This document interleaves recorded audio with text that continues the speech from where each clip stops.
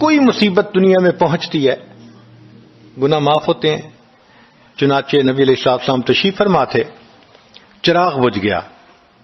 نبی علیہ السلام نے فرمایا انا للہ و انا الیہ راجعون. ام المومنین عائشہ صدیقہ رضی اللہ عنہا نے پوچھا اے اللہ کے حبیب صلی اللہ علیہ وسلم یہ تو پڑھتے ہیں جب کوئی آدمی فوت ہو جاتا ہے. فرمایا عائشہ مومن کو جو بھی دنیا میں تکلیف غم پہنچتا ہے اگر وہ اس کے اوپر انا للہ پڑھ لے اس کو ثواب ملتا ہے. تو سوچنے کی بات ہے چراغ کے بجھنے پر اگر ثواب ملتا ہے تو کسی عزیز کی زندگی کا چراغ بجھ گیا اس پر کتنا ثواب ملے گا.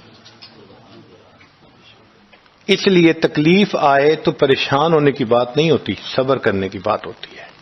انسان بے صبری کے ذریعے خواہ مخواہ اس تکلیف پر ملنے والے ثواب سے اپنے آپ کو محروم کر دیتا ہے. بے صبری سے تکلیف ختم نہیں ہوتی, ثواب ملنا بند ہو جاتا ہے. تو بے صبری کا کیا فائدہ؟ اور ہو سکتا ہے کہ یہ مصیبت جو آئی یہ بندے نے خود مانگی ہو. یہ بھی عجیب بات ہے.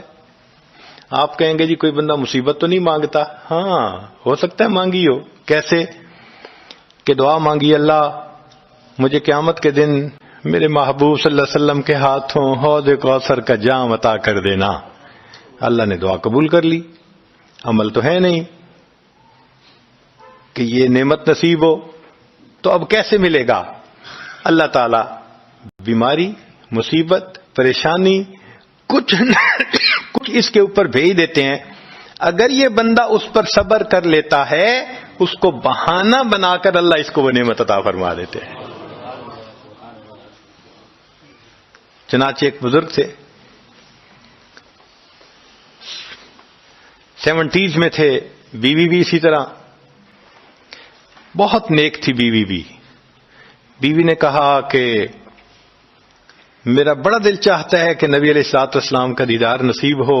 میں بڑا درود شریف پڑھتی ہوں نفل پڑھتی ہوں مگر مجھے واضح زیارت نہیں ہوئی. آپ کو کوئی عمل آتا ہو تو بتا دیں. انہوں نے کہا عمل آتا ہے کرو گی؟ کہا بالکل کروں گی.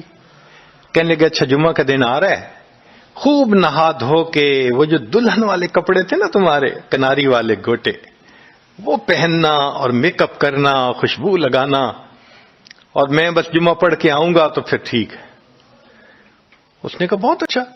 وہ اللہ کی بندی نہائی دھوئی دلہن کی طرح خوب تیار ہوئی کپڑے دلہن والے پہنے. ان بزرگوں نے جمعہ کی نماز پڑھی تو ساتھ بھائی کا گھر تھا اس کی یعنی ان کی بیوی کا. تو بیوی کے بھائی کے گھر چلے گئے. اس کو جا کے کہا میری عمر دیکھو اور آ کے اپنی بیوی بہن کی حالت دیکھو. اس نے کہا کیا مسئلہ؟ وہ ساتھ آ گیا.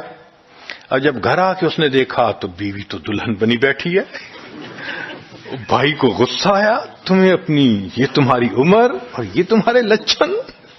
اس نے تو ڈانٹا اور وہ بیچاری روئی. اس کا دل ٹوٹا. رو رو کے حال برا سو گئی. اللہ کی شان کہ اس نیند میں اس کو نبی علیہ السلام کی زیارت نصیب ہو گئی. اب وہ اٹھی تو وہ خوش بھی ہے اور پریشان بھی ہے. خوش اس بات پہ کہ زیارت ہو گئی اور پریشان اس بات پہ کہ میاں نے کیا کیا, خود کہا دلہن بنو اور خود بھائی سے مجھے ڈانٹ پڑوا دی. تو پھر اس نے پوچھا کہ آپ نے ایسا کیوں کیا؟ انہوں نے کہا دیکھو میں تمہاری زندگی کو قریب سے جانتا ہوں. میں نے تمہیں اتنا پیار محبت سے رکھا ہے کہ تمہیں زندگی کے کوئی تکلیف نہیں پہنچنے دی. میں نے تم نے عبادت کی انتہا کی ہے مگر کچھ نعمتیں ہوتی ہیں جو دل ٹوٹنے پہ ملتی ہیں. تو تمہارا تو کبھی دل ٹوٹا نہیں. تو میں نے ایک بہانہ بنایا کہ تمہیں کہا دلہن بنو, بھائی کو شکایت لگا دی, اس نے ڈانٹ پلا دی, تمہارا دل ٹوٹا, اللہ کو رحم آ گیا. اللہ تعالیٰ ٹوٹے دلوں پر رحم فرما دیتے ہیں. تو ممکن ہے کہ یہ مصیبت یہ پریشانی اللہ کی طرف سے ہمارے لیے انعام کا سبب بن کے آئی ہو.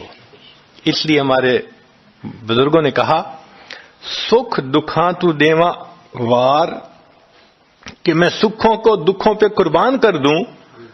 سکھ دکھاں تو دیواں وار دکھاں آن ملائم یار, کہ دکھوں نے مجھے میرے یار سے ملا دیا. اللہ کو بڑا ترس آتا ہے اس بندے پر جس پر کوئی مصیبت آتی ہے، پریشانی آتی ہے۔